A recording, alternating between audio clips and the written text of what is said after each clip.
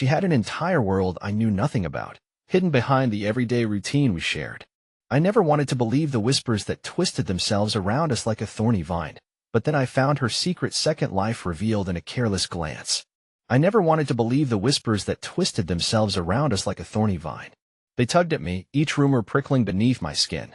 My girlfriend, with her enigmatic smile and eyes that reflected stories unspoken, was my world, our life a delicate balance of trust and veiled secrets. I forgave her once, a moment of weakness captured in fleeting texts that should have been meaningless, but clouded the air between us with doubt. I thought we were rebuilding, reassembling the trust frayed at the edges. But just as my heart began to stitch itself together, a second betrayal whispered its truth. She had taken comfort in another, building a secret life with someone else when she promised that was enough. The revelation was not a confounding crash, but a subtle shift, a glance, unexpectedly illuminated in the dying light of our shared dusk. It ground me into silence, a pulse of raw fury in the echo of her name and a ricochet of disbelief. The evening had settled into its routine hum, the quiet music of domesticity playing its usual notes around me. She was in the kitchen, half focused on a sizzling pan, flicking through her phone with the other hand. I glanced up from a book, the kind I'd taken to lately, the ones that let me escape for a while, but something had already shifted in the room. It wasn't an earthquake, not even a tremor, but the slightest of tilts, like the floor had decided to lean me into a different perspective. The screen blinked, a text, and though it was only there for a breath, a single inhale, its name etched itself into my mind. Alex. The name loomed in neon afterglow behind my eyes, unable to be blinked away. Her fingers hovered momentarily above the phone as if deciding between retreating into a lie or confronting whatever this might be. I caught her looking at me. Just a flicker, but it hung in the air like the smell of something burning. I tried to brush it off, shake the feeling of the ground shifting beneath my feet, but the sensation was like dragging a too heavy coat around my shoulders. The evening sounds persisted, the hiss of oil, the occasional tap of a spoon against the counter, but above all, the distorted rhythm of my own heartbeat, like it was keeping time for an orchestra I couldn't yet hear. "It's nothing," she said, almost to herself, her voice soft and detached, stuck somewhere between apology and distraction. Her eyes didn't meet mine again, focused instead on stirring, on anything but me. But something in the way she handled the mundane task betrayed her. It was that subtle hesitation, the tell of recognition at being caught in a web she didn't know was under construction. The conversation around trust snaked through my thoughts, vague and unwelcome, poking at my composure with a growing insistence. It was as if the ghost of myself, armed with doubts and fears I had long buried, had returned, raising old foes left dormant, those whispers of past deceit, shades of what I'd thought we'd surpassed. It was all there, the things left unsaid now curling up like smoke inside my chest, and I couldn't find a breath deep enough to clear it. I stood up, more to appease my restless legs than to confront her. The room felt smaller, the air thickening with every unasked question. My mouth opened, searching for a way to reach across the chasm the text had carved between us, but the words dispersed like fog in a wind I couldn't control. "Who's Alex?" I finally managed, trying to sound offhand, casual, but the words hung in the air, heavier than I intended. Her face was a canvas, expression shifting as she sculpted an answer she seemed far from ready to give. "It's just a friend," she said, a phrase so familiar in its cliché I could almost taste the bitterness already trailing down my throat. The kind of friend whose status defines the boundaries of what you dare not name. Silence draped itself over us, thick and suffocating, waiting for me to respond, to unravel the truth or let it lie, something far easier said than done when the very center of your world begins to tilt. The sound of her laughter fills the room, almost convincing in its melody. It's a delicate mirage of bright notes that float, then shatter against the thick silence between us. Her eyes glint softly like candlelight, gauging the fragility of her own facade. I'm standing by the window, the coolness of the glass seeping through my palms, rooting me as I try to search for something in her that I still recognize. "You know," she says, her voice syrupy with attempted nonchalance, "those texts don't mean anything. Really, they're just harmless banter." Her words hang in the air, flimsy yet persistent, like a spider's web that glitters deceitfully in the morning sun. I pull in a deep breath, eyes fixated on the steady rise and fall of her chest. My fingers twitch with the urge to reach out, to either pull her closer and bury my doubts against her skin, or to push everything away, her words, her presence, her lies. Harmless banter? I try to phrase it casually, a curious note dripped over my tongue, but I can feel the sharpness slicing through. I've never been good at masking the fractures in my voice when the ground beneath me starts splitting. Why do they feel anything but harmless then? She takes a step closer, the floor creaking under her weight. In the narrowing space between us, I can smell her perfume, sweet, with a hint of something I can't quite name, like rain-soaked earth just before a storm hits. Her eyes search mine, looking for some sign of retreat. But all I see is the erosion of trust, like waves chipping away at the sand. There's a pause, pregnant and fulsome, and then her knees bend, arms encapsulating mine in a soft yet vice-like grip. It's nothing, really, she says again, more insistent this time, her words like a soft drizzle trying to dampen a growing wildfire. You have nothing to worry about. My heart shudders, an involuntary jolt that catches the breath in my throat. Trust is a fragile thing, delicate as spun glass now battered by the wind. Her voice, tender now, grazes the edge of my panic, soothing yet provoking. I want to believe her, to bury my suspicion and fortify my belief in us, but the texts were like cracks in a foundation I'd thought indestructible. I'm struggling to ignore the growing dissonance between her laughter and my knowledge. Then why? I murmur, almost to myself. Can I shake this? My voice is hoarse, a tired plea woven through raw disbelief. She falters, the veneer slipping just a fraction, but enough for me to see behind the curtain of her certainty. I realize she's not even trying to convince me anymore, truly. She's trying to convince herself. The realization feels like a slow, insidious unraveling inside me, a thread pulled too tight and now splitting open seams I once trusted. In this room, punctuated by scattered light and stifling silence, the air is a tightrope between us, quivering with every exchange. And as we stand here, tethered by doubts and half-truths, I know we're both about to take a step into the unknown, where every misstep could shatter the fragile balance we've clung to so desperately. The room feels too small, as if the walls are inching closer. I sit alone, the dim light from a fading bulb casting long, ghostly shadows that dance across the walls. Memories bombard me, each one sharp, precise, a blade cutting right through the fabric of my reality. I close my eyes, and the darkness blooms with haunting clarity.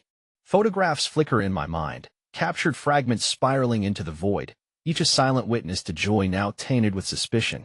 I see us smiling, bathed in that golden light of past innocence. Her eyes used to be so clear, full of laughter and something unknowable. I couldn't see it then. But now, it's the mystery that haunts me. The image of her at our first anniversary dinner comes into sharp focus. Candles illuminating the curve of her smile, painting her skin with a warm glow I can almost feel. I remember the sweetness in her voice as she leaned in, whispering promises that seemed so easy to believe. How could I not have seen through it? I'm sifting through these memories, cataloging them with a precision that's almost clinical. Details surface I never lingered on before. An offhand comment, a fleeting glance, the way she sometimes seemed to disappear into herself even as she sat in front of me. These were not the eyes of someone entirely present. Was it guilt seeping in, behind her masked facade of contentment? I feel the sweat pooling at the nape of my neck. I wipe it away absent-mindedly, knowing it's not the room's temperature causing this slick sheen but the panic swirling inside.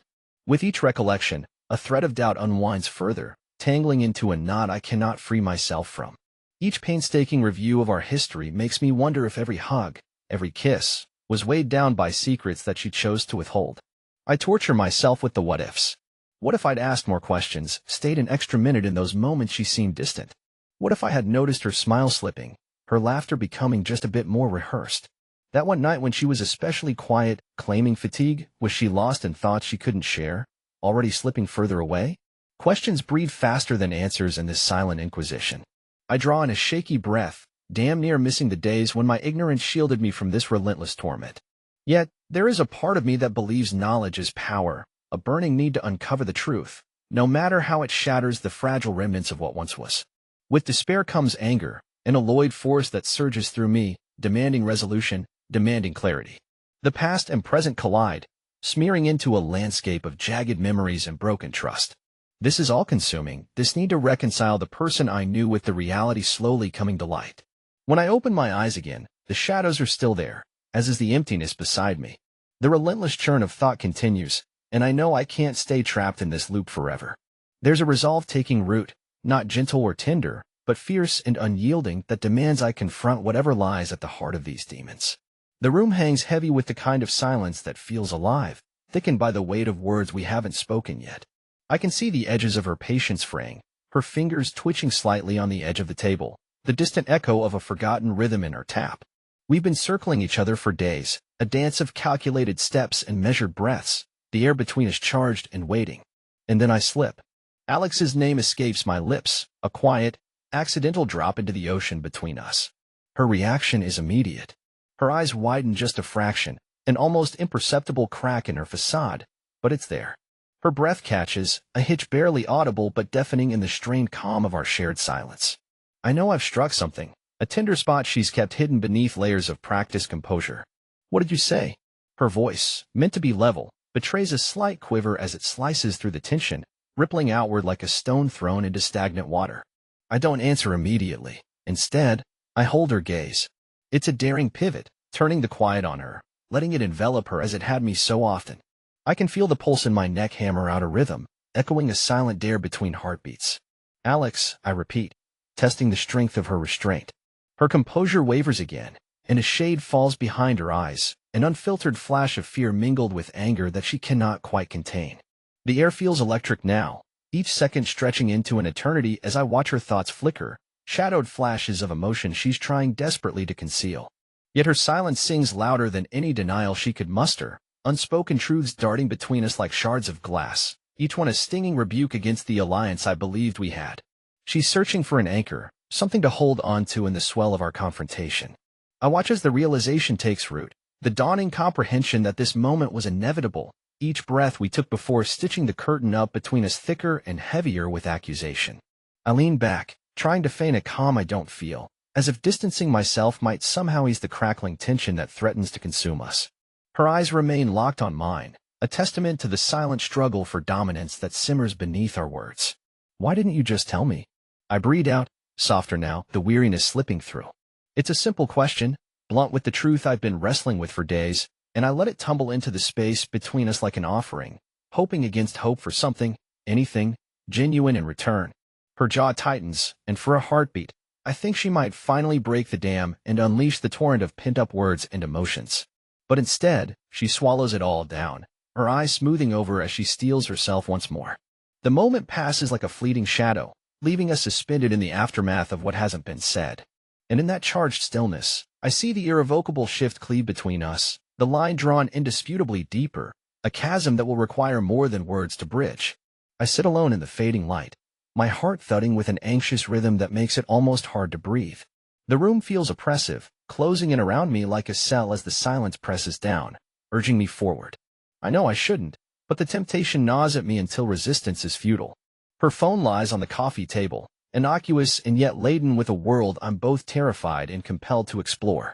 With trembling fingers, I pick it up, the device feeling cold and foreign in my grip. There's a flurry of emotion, fear, guilt, a sickening curiosity as I unlock it. The screen illuminates, a stark halo in the gathering dusk, and suddenly any flicker of hesitation is washed away by the urgency of my need to know. I wade through the digital detritus, each text and notification like a whispered secret confirming my worst fears. Conversations string along, caught in mid-banter, each word a shard that cuts me deeper. The room shifts around me, losing shape as reality intertwines with uncertainty. In the patchwork of browser history and location tags, I'm a detective piecing together an abstract mosaic, of absence, of intangibility, a story maybe I've been too late to hear. Beneath my trembling fingers, the glowing screen is a map of deception, every unanswered question trailing into the unknown like neglected footprints in snow. Her laughter and shared photos, exchanged pleasantries that once seemed innocuous, now bite with the force of betrayal. An errand emoji, a timestamp that doesn't quite match my memory, all forging paths leading deeper into a labyrinth of my own making, pulling tight the noose of doubt around my mind. I'm an intruder in a private novel, turning pages frantically, each scene darker than the last. The irony tastes faintly bitter against the back of my throat. I had always believed she was an open book. Now, as the night seeps in through the blinds, each discovery corrodes that belief. Every snippet of dialogue, every casual mention to a name I do not recognize, feeds a twisting despair in my gut. I pause on a message too cryptic to be innocent, yet too vague to be definitive proof. My thumb hovers, and for a moment, I think I hear her voice over my shoulder, a whisper of warmth that feels foreign now. This is my life, a grid of unfolding betrayals and elusive clarity. The pulse of paranoia quickens against my temples, threatening to split the fragile balance of sanity. As darkness finally swallows the room, the phone slips from my grasp, thudding softly against the carpet. I bend forward, elbows digging into my thighs, my chest tight with a blend of anguish and resignation. The evidence is strewn before me, both a relief and a curse, leading me deeper into a reality I desperately want to fight, yet cannot deny any longer. In the hollowness left by this revelation, a singular thought clings with deadly persistence. Tomorrow, I must confront the truth, no matter the cost. Each night folds into itself, an eerie silence fractured only by the stagnant hum of the ceiling fan. I'm lying there, sweat etching a path down my back, sheets tangled around my restless legs. My mind transforms shadows into their shared laughter, an endless loop of imagined betrayals silhouetted against the canvas of my closed eyes. It's as if my eyelids have become projectors, casting scenes I can't escape. I try to convulse the images away, but they cling, burrowing like ticks. Her eyes, the way they crinkle when she smiles, but not for me. His hand, coiling around her waist, securing her, promising her the intimacy that she used to share with me. Each vision bubbles, rising to the surface, puncturing what semblance of peace I might salvage. My resolve is a fortress made of sand, and her deceit is the tide. The room is a tomb, and my breaths echo sharply. I flick on the bedside lamp, bathing everything in that sickly artificial glow that makes the walls seem alive, breathing in and out with me. My phone is heavy with possibilities, the unanswered text growing colder by the hour. I have to know more, fill in the blanks their laughter leaves behind. The obsession spirals into fixation: his name, his face, his life. I need to see it, tear their world apart like they've unraveled mine. I scroll till the light from my phone feels like it's searing my retinas, each photo a shard digging deeper. I see them together, frozen smiles, candid touches, the ease of companionship that wasn't performed for the camera. My insides twist to match the venom of my thoughts. How many nights like this have they shared, while I was grasping at the ghost of someone I thought I knew? The floor seems to tilt, reality warps around the edges. The ceiling fan spins uselessly overhead, each blade slicing deeper into the fabric of my composure. I picture them, thread memories of her I cherished into this fabric they now were together, a tapestry of deceit. Every thread, every laugh, every whisper that echoed in the dark now fit perfectly within their picture. I sit up, the mattress groaning under the weight of my decision. Determination surges between my ribs, my heart thudding out a single, relentless beat. Find him. The confrontation feels inevitable, a car careening towards collision. She can't keep running between worlds without consequence. I imagine the words I'd spit at him, the confused anger on his face when he realizes he's merely the appetizer in a served betrayal. It's volcanic, eruptive chaos brewing beneath a stony facade. Then, there's a chilling calm. The breathlessness in my chest unfurls, leaving in its wake the necessity of action. A plan etches itself into the corners of my mind amongst the detritus of sleepless nights and wild, vivid imaginings. I'm no longer passive, no longer just the recipient of this misery. I know now what I have to do, and my skin buzzes with the raw promise of confrontation. Tomorrow, I will make sense of this betrayal. Tomorrow, I will bring this to its storming head. The afternoon sun hung low, casting elongated shadows across the pavement as I walked down the familiar street. My feet moved automatically, guiding me toward the coffee shop where I often went to process the chaos in my life. The air was cool and sharp, a reminder of the changing seasons, but I was only half aware of my surroundings, wrapped in a cocoon of restless thoughts and unanswered questions. My mind still churned with fragmented images and digital echoes of late-night chats that had become hauntingly significant. I stopped abruptly, my chest tightening suddenly as I glanced across the street. There she stood, unguarded and entrenched in another's embrace, their closeness a brutal tapestry of all that was hidden and all I'd become. The world seemed to pause, framing them like a photograph I never wanted to see. Her back was to me, but I recognized her easily, the curve of her shoulders, the distinct tilt of her head. My mind clashed violently with what it was seeing, a cacophony of denial, hurt, and an almost primal rage. The man with her was stranger and familiarity tangled in one, an image I knew from photos I'd pretended not to see, heard through casual mentions and stories I'd falsely believed. They were so absorbed in each other, caught in an unguarded moment of intimacy, that they seemed to stand in a world separate from the bustling street around them.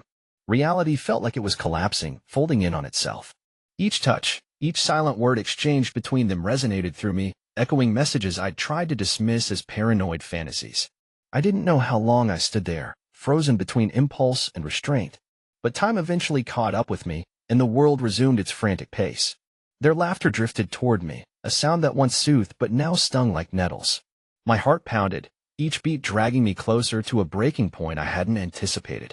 I wanted to confront, to scream, to demand answers for every deceit cloaked in innocence, yet a fear of what any action might unleash held me back, an invisible thread anchoring me to the sidewalk. I turned on my heels, my body moving without command, retreating like a ghost through the tangible cityscape. Vision blurred around the edges as I walked away, the scene replaying in relentless, mocking loops in my head. Each replay warped, making it larger than life, giving words to the implications I couldn't yet articulate. Betrayal clung to me, a heavy shroud that no amount of distance seemed to shake. But deep within the swirling chaos of emotions, anger, grief, despair, a resolution began to surface, tentative and raw. One with the ability to change everything, to forcibly weave the fragmented pieces of my life back together. The room smelled like stale coffee and unspoken words, both clinging to the air between us like a weight we had carried for too long. Her eyes flitted around, searching for a place to land, but they never quite found me. I stood there, heart pounding, pulse thrumming a furious rhythm against my ribs. All the questions I'd rehearsed, crafted in sleepless nights and hollow dawns, unraveling with each tick of the silent walls. Was it real? It came out barely above a whisper, each word a shard of vulnerability laid bare. My voice, however small, seemed to echo in the stillness.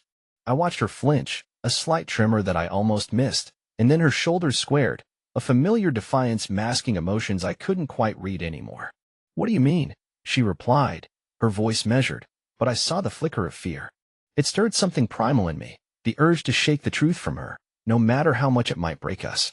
"Everything," I said, fingers twitching at my sides, struggling to hold the chaos inside. Was anything real? I needed an anchor, something that tethered our history to the present, or I'd be lost to the tidal wave of doubt and betrayal that threatened to drown me. For a moment, I thought she wouldn't answer, that this final plea for honesty would hang in the air unanswered. Her gaze softened, eyes glistening under the dim light, a betrayal of the steel she tried to project. "It was real," she confessed, the words falling between us like fragile porcelain. "At least, it was real for me." My breath caught, a small hope igniting, then quickly quashed by the undertow of hurt wrapped in her admission. For me, those words meant everything and nothing all at once. Her version of reality splintered from mine, and for a sickening moment, I saw the depth of the chasm between us. Then why? Visions of shared laughter, whispered promises, stolen moments both sweet and solemn played in my mind. Each memory clashed with the reality of this moment, a raw confrontation born from the ashes of what was. She exhaled slowly, the breath racked with a desperation not often seen. "I don't know," she said, voice faltering, and I wanted to believe her, to trace the lines of confusion painted across her face and find truth amongst the ruins of deceit. In that instant, I realized I wanted closure but feared that the truth might tear apart whatever fragile foundation remained. Her answer didn't brandish the finality I craved but opened scars unbidden, leaving a wound that begged to be nursed or let fester. "You should go," she whispered, her voice almost an echo fading into the past. I nodded, throat taut with unshed promises and unspoken forgiveness. As I turned away, the silence around us solidified, becoming a tangible reminder of what once was, of what might never be again. Behind me, her presence lingered, a haunting shadow on my retreating form, marking the space where healing could begin or sorrow continue. In the quiet of solitude, I walk forward, the shadows receding into memory with each step I take, their shapes reframed by the dawn's soft promise. The air feels different now, like the calm after a storm has rolled through, leaving the ground wet but the sky clear, luminous with potential. I feel its presence on my skin, delicate and persistent. Closing my eyes, I breathe it in, letting it fill me, pushing against the lingering ache that nestles stubbornly in my chest.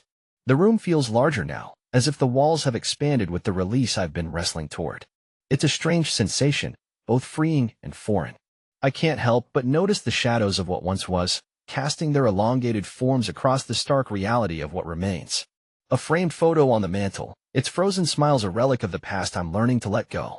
The light plays on the glass, teasing out reflections I can just about touch but never again hold, the things we leave behind. My fingers graze the worn fabric of the armchair, feeling its familiar texture, a constellation of frayed fibers mapping out secret histories in the dim afternoon light. This space, once brimming with the chaos and warmth of intertwined lives, now holds a different kind of silence. One isn't necessarily emptiness, but a canvas. A place where echoes of the past can transform into whispers of a new beginning. If I listen closely enough, maybe I can hear them. The piano stands silent in the corner, its keys untouched, waiting. I know the tune it longs for, the one I've avoided for too long. Taking a deep breath, I move towards it, each footfall a heartbeat in the absence of sound. When I sit, the seat fits me like an old friend, familiar and comforting. I close my eyes and let my fingers hover above the keys, feeling the potential in the silence. Then, I let them fall and the notes spill out, tentative at first, a hesitant melody weaving through the room. It's imperfect, unpolished, but true. Each note a step forward, an act of courage, like the stride of someone finding their feet after too long. The music swells, wrapping around me, warm and forgiving, layering over the faint scars etched within. I fill the room with its sound, allowing it to inhabit every corner, push against the remaining shadows, and cradle memories of a different kind. As the final notes linger and fade, I find myself breathing deeply, my lungs drawing in the new air. There's a resolution I didn't know I was seeking, a peace forged in this small, quiet act. The anticipation that life holds more threads yet to weave, more dawns yet to rise. This isn't just survival, it's the beginning of a different kind of living, one that welcomes the morning's gentle embrace over yesterday's fading glow. I smile, and in that moment, it feels like tomorrow might just be another word for hope.